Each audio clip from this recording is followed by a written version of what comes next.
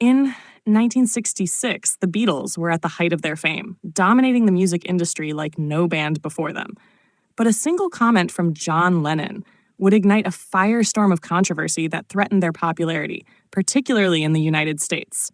His statement that the Beatles were more popular than Jesus sparked outrage, leading to boycotts, protests, and even record burnings. The scandal became one of the biggest cultural clashes of the 1960s, highlighting the growing tension between rock music and conservative values.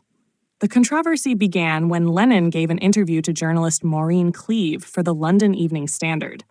In the article, published in March 1966, he reflected on the declining influence of Christianity and the rise of youth culture.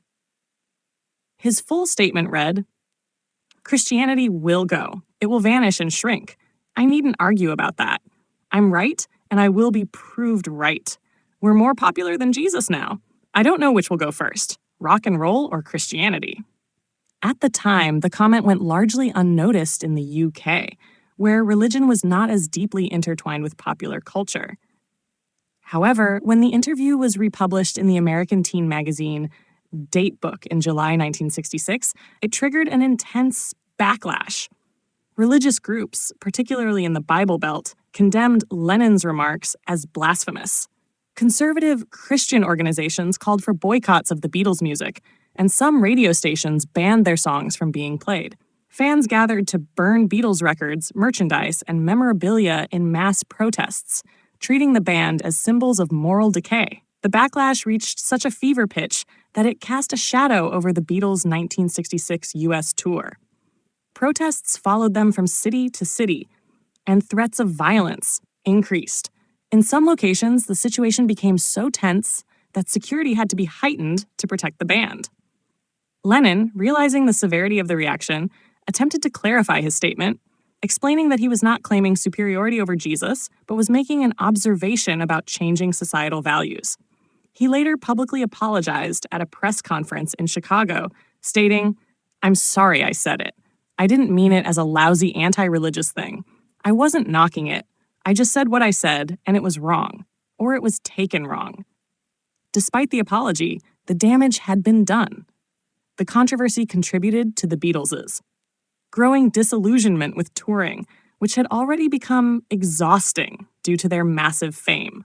By the end of 1966, they decided to stop performing live altogether, focusing instead on studio work that would lead to groundbreaking albums like Sgt. Pepper's Lonely Hearts Club Band and The White Album.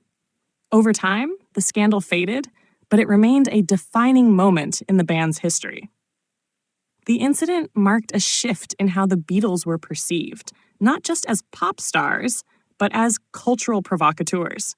Lennon's words, though controversial, reflected broader changes happening in the 1960s, as traditional religious and societal values were being questioned by a new generation. Today, the Bigger Than Jesus controversy is remembered as a moment when music, religion, and cultural change collided. It was a scandal that exposed deep divides in American society and demonstrated the power of rock and roll to challenge the status quo. More than half a century later, the Beatles remain one of the most influential bands in history, proving that, in many ways, Lennon's statement about their impact was not far from the truth.